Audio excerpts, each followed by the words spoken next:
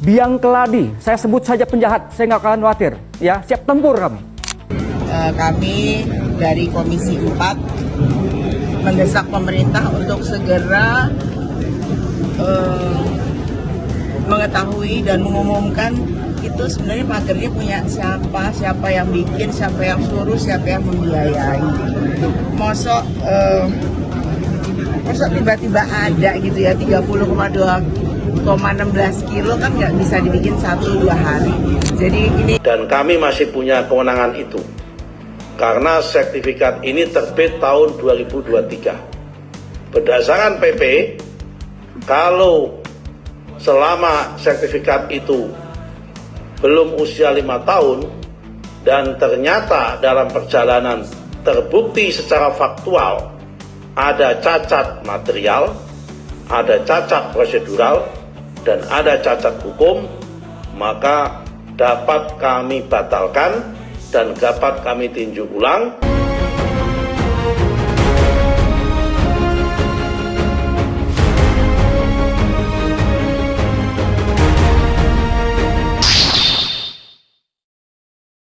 Pengusaha Sugianto Kusuma alias Aguan muncul di hadapan publik saat acara peluncuran program Rumah Layak Huni Kementerian Perumahan dan Kawasan Permukiman (PKP) di Kelurahan Tanah Tinggi, Jakarta Pusat. Pendiri Agung Sedayu Group ini bungkam saat ditanya Tempo perihal kasus pagar laut yang diduga melibatkan anak perusahaan miliknya. Ia berjalan menuju mobil patwal polisi didampingi Menteri PKP Marwarar Sirait. Saat Tempo mencoba mendekat, Marwarar menghalangi dengan melentangkan tangannya. Aguan langsung masuk ke mobil patwal milik kepolisian. Tempo berupaya mendekat dan melontarkan pertanyaan terkait 2 anak usaha PT Pantai Indah Kapuk, 2 yang diduga memiliki sertifikat hak guna bangunan, SHGB, di lokasi beririsan dengan keberadaan pagar laut di pesisir utara Banten. 2 perusahaan itu yakni PT Cahaya Inti Sentosa dan PT Intan Agung Makmur.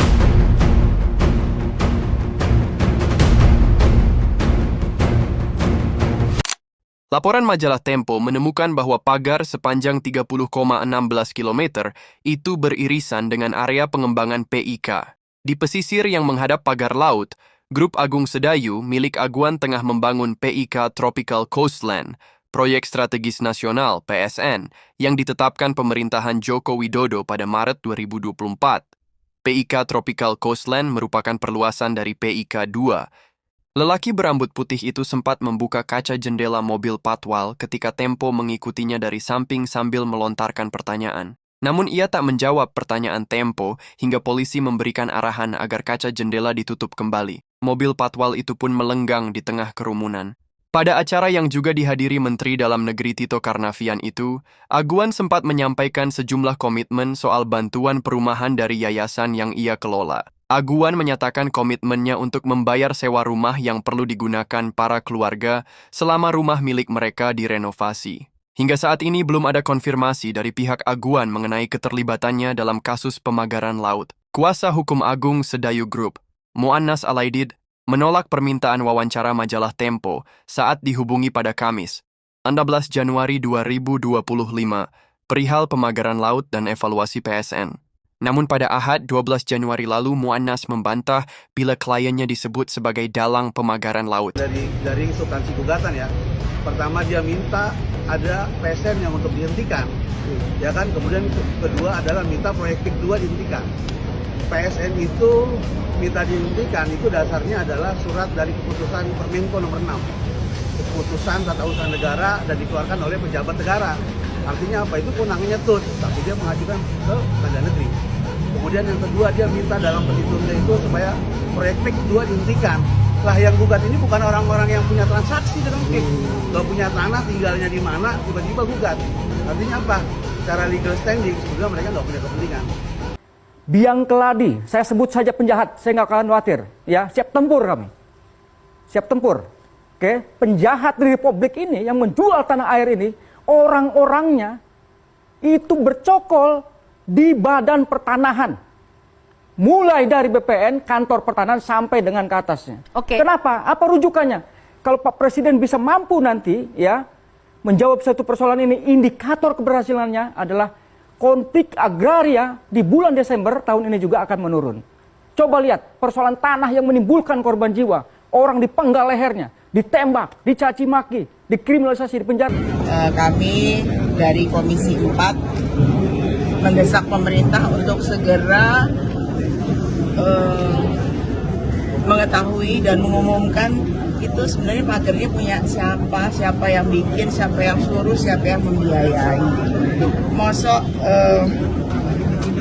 tiba-tiba ada gitu ya 30,16 kilo kan nggak bisa dibikin 1-2 hari. Jadi ini supaya segera oleh pemerintah mengetahui siapa yang bikin ini. Ini biayanya mahal. Udah dihitung-hitung, ada yang hitung katanya 12, berapa miliar gitu ya. Terus tiba-tiba ada yang mengaku bahwa ada sekelompok nelayan yang swadaya membangun pagar laut ini. Kan kita ini dari Komisi 4 sedang berusaha untuk mensejahterakan kehidupan para nelayan. Dan kami masih punya kewenangan itu. Karena sertifikat ini terbit tahun 2023. Berdasarkan PP, kalau selama sertifikat itu belum usia 5 tahun, dan ternyata dalam perjalanan terbukti secara faktual ada cacat material, ada cacat prosedural, dan ada cacat hukum, maka dapat kami batalkan dan dapat kami tinjau ulang tanpa harus proses perintah pengadilan. Tapi kalau sudah usia 5 tahun, maka harus perintah pengadilan. Ini poin yang keempat. Poin yang kelima, terhadap pihak-pihak yang terlibat dan terkait dalam proses penerbitan sertifikat tersebut, manakala nanti terbukti berada di luar garis pantai, dan manakala terbukti tidak compliant, manakala terbukti tidak sesuai dengan prosedur, dan manakala terbukti tidak sesuai dengan aturan yang berlaku, kami akan tindak sesuai dengan aturan yang perundang-undangan yang ada. Kira-kira yang terlibat siapa?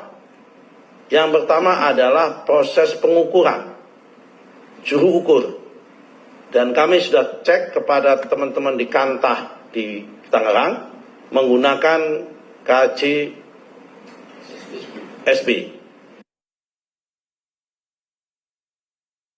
Pihak swasta. Terhadap KJSB-nya kami sudah mintakan perintah kepada Pak Virgo selaku yang menangani Dirjen SPPR